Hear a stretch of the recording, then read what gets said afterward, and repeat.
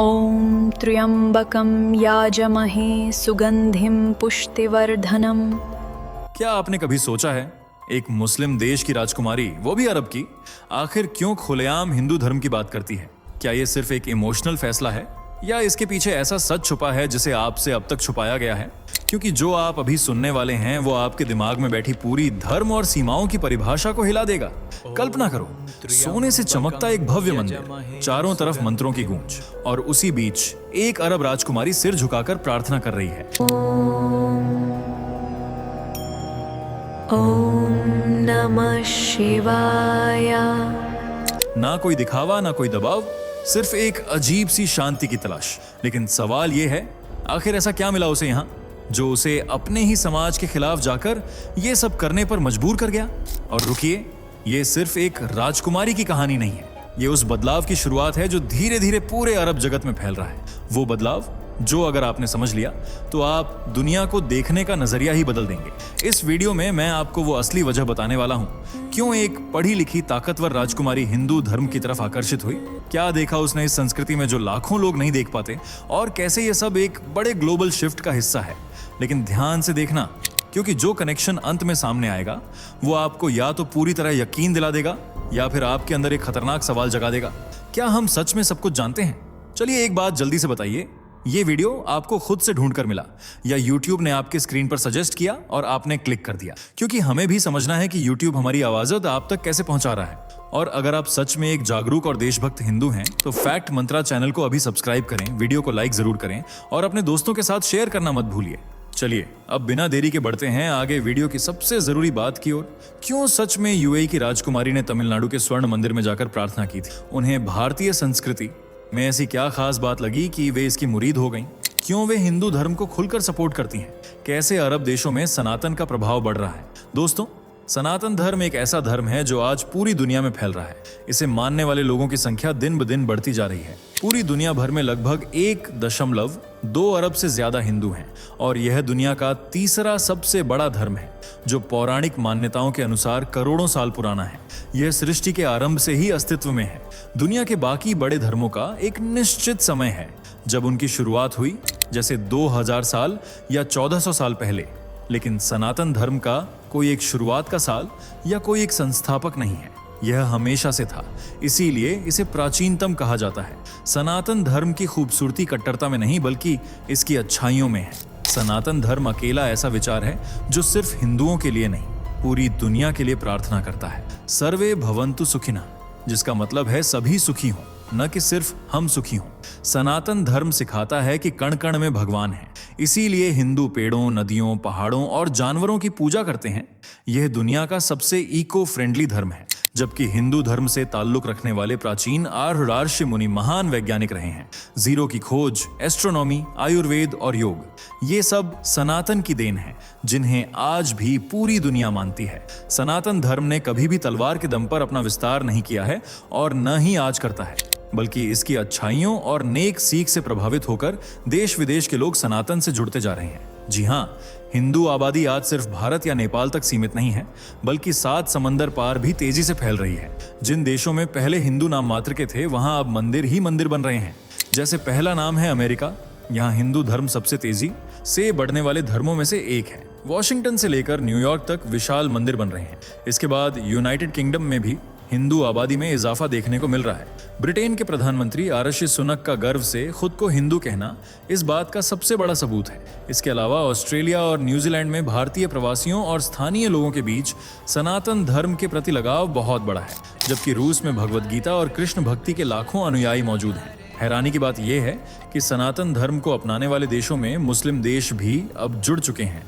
जी हाँ, सही सुना आपने। इंडोनेशिया, जो दुनिया की सबसे बड़ी मुस्लिम आबादी वाला देश है, वहाँ की संस्कृति का आधार आज भी रामायण और महाभारत है। इंडोनेशिया के 20,000 के नोट पर भगवान गणेश की फोटो छपी थी। इसके पीछे का कारण यह था कि 1990 के दशक में जब देश की अर्थव्यवस्था गिर रही थी, तब वहाँ के लोगों का मानना था कि विघ्नहर्ता गणेश जी उनकी आर्थिक मुश्किलें दूर करेंगे। हालांकि नई सीरीज में नोट बदल गए हैं, लेकिन यह उनकी श्रद्धा का प्रतीक रहा है। इंडोनेशिया में भगवान गणेश को काफी महत्व दिया जाता है। यही नहीं, वहाँ की नेशनल एयरलाइंस का नाम गरुड़ इंडोनेशिया है। गरुड़ भगवान विष्णु के वाहन है। वहाँ के लोग मानते हैं कि गरुड़ सुरक्षा और गति का प्रतीक है। इसके अलावा इंडोनेशिया में रामायण को काकवीन रामायण कहा जाता है। वहाँ मुस्लिम कलाकार कठपुतलियों के जरिए रामायण का नाटक करते हैं। उनका कहना है, हमारा धर्म इस्लाम है, लेकिन हमारी संस्कृति रामायण है। यहाँ तक कि वहाँ के इंजीनियरिंग कॉलेज के लोगों में भी भगवान गणेश की फोटो है। इसी बात से आप अंदाजा लगा सकते हैं कि इंडोनेशिया में सनातन धर्म किस कदर फैल रहा है। वहीं 2024 में अब्बू धाबी में बना BAPS हिंदू मंदिर भी सनातन के बढ़ने का सबसे बड़ा सबूत है, जिसके लिए जमीन वहाँ के मुस्लिम शासक शेख मोहम्मद बिन जायद ने दान की थी। अब दुबई और अब्बू धाबी की सड़कों पर दिवाली और होली के बड़े उत्सव मनाए जाते हैं, जिनमें स्थानीय मुस्लिम भी शामिल होते हैं। वहीं ओमान, जो मुस्लिम आबादी से लबालब है, वहां भी हिंदू मंदिरों को सम्मान दिया जा रहा है। मस्कट में स्थित भगवान शिव का मंदिर खाड़ी देशों के सबसे पुराने मंदिरों में से एक है, जहां भारतीय समुदाय के साथ साथ स्थानीय लोग भी दर्शन करने के लिए जाते हैं। जबकि सऊदी अरब में भी सनातन धर्म और भारतीय संस्कृति के बढ़ते प्रभाव को लेकर कई दिलचस्प बदलाव सामने आए हैं, जो वहां के शाही परिवारों में भी दिखाई दे रहे हैं। साल 2026 की रिपोर्टों के अनुसार सऊदी अरब में हिंदू आबादी कुल जनसंख्या का लगभग 1.1% से 1.3% के बीच है। यहाँ लगभग 25 लाख भारतीय रहते हैं, जो देश का सबसे बड़ा प्रवासी समुदाय है। इनमें से एक बड़ा हिस्सा हिंदू है, जो मुख्य रूप से केरल, तेलंगाना और उत्तर प्रदेश जैसे राज्यों से वहां काम करने गए हैं। प्यू रिसर्च सेंटर के अनुसार माइग्रेशन की वजह से 2050 तक सऊदी में हिंदुओं की संख्या और भी बढ़ सकती है। दोस्तों, सनातन का जादू सिर्फ आम नागरिकों पर ही नहीं हो रहा है, बल्कि सऊदी अरब के शाही परिवार भी अब सनातन का गुणगान करने लगे हैं। जी हाँ, क्राउन प्रिंस मोहम्मद बिन सलमान की पत्नी सारा बिन्त मशहूर बिन अब्दुल अजीज अल सऊद को लेकर ऐसे कई दावे सामने आए हैं, जिनमें बताया गया है कि वे भगवत गीता के कर्म और अध्यात्म के सिद्धांतों से काफी प्रभावित हैं। वे इसे केवल एक धार्मिक ग्रंथ के रूप में नहीं, बल्कि लाइफ मैनेजमेंट के एक गाइड के तौर पर देखती है। उन्होंने योग को भी बढ़ावा दिया है, जिसे मानसिक स्वास्थ्य के लिए जरूरी माना जाता है। इसके अलावा सारा असान नाम का एक हेरिटेज म्यूजियम भी लॉन्च कर रही है, जिसका उद्देश्य सऊदी युवाओं को अपनी जड़ों से जोड़ना और दुनिया भर की प्राचीन संस्कृतियों जैसे भारतीय, ग्रीक और मेसोपोटामिया के ज्ञान को सऊदी अरब में लाना है। यही नहीं, संस्कृत के ग्रंथों के अनुवाद पर भी चर्चा हो रही है, ताकि प्राचीन विज्ञान को समझा जा सके। एक तरफ जहां सारा सनातन के सिद्धांतों को फॉलो कर रही हैं, तो वहीं UAE की राजकुमारी भी हिंदू धर्म की तारीफ करने से पीछे नहीं हटती। वे सनातन धर्म के इतना करीब हो चुकी हैं कि सोशल मीडिया हो या न्यूज चैनल, हर जगह एक ही बात कहती हैं कि वे हिंदू धर्म से बहुत प्यार करती हैं। हिंदू मंदिरों के दर्शन से उन्हें सुकून मिलता है, लेकिन यह राजकुमारी हैं कौन? ये जानने से पहले वीडियो को लाइक शेयर करके हमारे चैनल को सब्सक्राइब कर लीजिए। दरअसल हम बात कर रहे हैं शेख हिंद बिन्त फैसल अल कासिमी की, जो संयुक्त अरब अमीरात UAE के शारजाह राजघराने से ताल्लुक रखती हैं। वे केवल एक राजकुमारी नहीं हैं, बल्कि आज के दौर की एक बहुत ही प्रभावशाली महिला हैं, जो काफी पढ़ी लिखी हैं। इस बात का अंदाजा आप ऐसे लगा सकते हैं कि राजकुमारी कासिमी ने दुनिया की बड़ी बड़ी यूनिवर्सिटीज से कई डिग्रियां हासिल की हैं। उन्होंने शारजाह की अमेरिकन यूनिवर्सिटी से आर्किटेक्चर की पढ़ाई की है। वहीं पेरिस की मशहूर सोरबोन यूनिवर्सिटी से मैनेजमेंट, मार्केटिंग और कम्युनिकेशन की पढ़ाई की है, जबकि काहिरा की अमेरिकन यूनिवर्सिटी से एंटरप्रेन्योरशिप की पढ़ाई की है। राजकुमारी कासिमी के पास 2 मास्टर्स डिग्रियां हैं, एक प्रोजेक्ट मैनेजमेंट में और दूसरी इस्लामिक फाइनेंस में। खबरों के अनुसार वे अपनी PhD की पढ़ाई भी कर रही हैं। साथ ही उन्होंने दुनिया की टॉप हार्वर्ड यूनिवर्सिटी से भी कुछ स्पेशल कोर्स पूरे किए हैं। उनके परिवार में पढ़ाई को बहुत अहमियत दी जाती है। इसी वजह से आज कासिमी एक business woman, magazine editor, architect और सोशल वर्कर हैं। उन्होंने एक किताब भी लिखी है, जिसका नाम the black book of Arabia है। इस किताब की वजह से राजकुमारी कासिमी ने काफी पॉपुलैरिटी हासिल की, लेकिन भारत में वे चर्चा का विषय तब बनी जब उन्होंने सनातन धर्म को लेकर पाकिस्तानियों और बांग्लादेशियों को खरी खोटी सुनाई। जैसा कि आपको याद होगा कि कुछ साल पहले सोशल मीडिया पर एक बहुत बड़ी कंट्रोवर्सी हुई थी, जहां गल्फ कंट्रीज में बांग्लादेशी और पाकिस्तानी मुसलमानों द्वारा हिंदुओं के खिलाफ नफरत फैलाने की कोशिश की गई थी। मुसलमानों का कहना था कि UAE में हिंदू मंदिर बना है, इसलिए अब उसका विनाश तय है, जबकि कुछ कह रहे थे कि अब कयामत आने वाली है। पर राजकुमारी कासिमी ने उस मंदिर के दर्शन करके सभी को शांत कर दिया। उन्होंने मंदिर में श्रद्धा के साथ हाथ जोड़कर प्रार्थना की और होली वाटर भी पिया। उनका कहना है कि वे हिंदू धर्म से बहुत लगाव रखती हैं। हिंदू परंपराओं को फॉलो करना उन्हें बहुत अच्छा लगता है। हालांकि कई बार कट्टरपंथियों ने उन्हें मंदिर जाने और पूजा करने के लिए ट्रोल भी किया और काफिर तक कह डाला। पर राजकुमारी कासिमी ने पीछे हटने के बजाय उन ट्रोलर्स को सोशल मीडिया पर जबरदस्त जवाब दिया और कहा कि वे एक ऐसी दुनिया में विश्वास करती हैं जहां हर धर्म के लिए सम्मान हो और मानवता सबसे ऊपर हो। वे हिंदू धर्म को सिर्फ एक रिलीजन नहीं बल्कि एक महान संस्कृति और जीवन जीने का तरीका मानती है।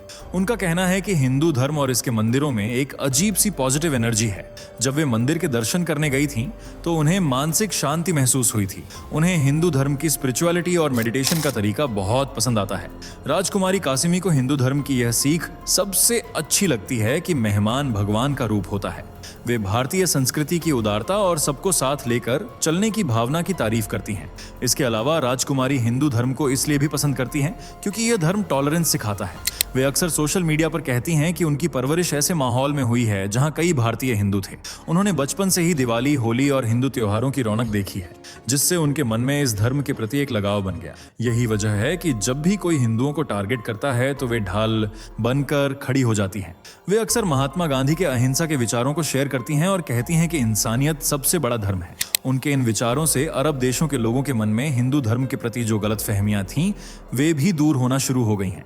राजकुमारी कासिमी भारतीय त्योहारों जैसे दिवाली में शामिल होती हैं और भारतीय कलाकारों व लेखकों को बढ़ावा देती हैं। वे मानती हैं कि कला और संस्कृति के जरिए भारत और अरब जगत को करीब लाया जा सकता है। उन्होंने कई बार योग और भारतीय जीवन पद्धति की तारीफ की है, जिसे अब अरब देशों में एक हेल्दी लाइफस्टाइल के रूप में अपनाया जा रहा है। यही नहीं, राजकुमारी कासिमी ने अपने एक ट्वीट में लिखा था कि भारत एक ऐसा देश है जहां अजान और मंदिरों की घंटियां एक साथ सुनाई देती हैं। तो जब भारत में ऐसा हो सकता है तो अरब देशों में ऐसा क्यों नहीं? इसी बात को वे कई बार दोहरा चुकी हैं, जबकि कट्टरपंथियों को साफ शब्दों में कहती हैं कि उनका ईमान इतना कमजोर नहीं है कि दूसरे धर्म की प्रार्थना को देखने या उसकी तारीफ करने से डगमगा जाए। भगवान एक है, बस रास्ते अलग हैं। बता दें, साल 2019 में राजकुमारी कासिमी तमिलनाडु के वेल्लोर में स्थित श्री लक्ष्मी नारायणी स्वर्ण मंदिर के दर्शन करने आई थीं। दर्शन के दौरान उन्होंने न केवल मंदिर की सुंदरता देखी बल्कि केले के पत्ते पर बैठकर भोजन भी किया। राजकुमारी कासिमी ने भगवान शिव, देवी लक्ष्मी और हनुमान जी के दर्शन किए और वहां की पॉजिटिव एनर्जी की बहुत तारीफ की।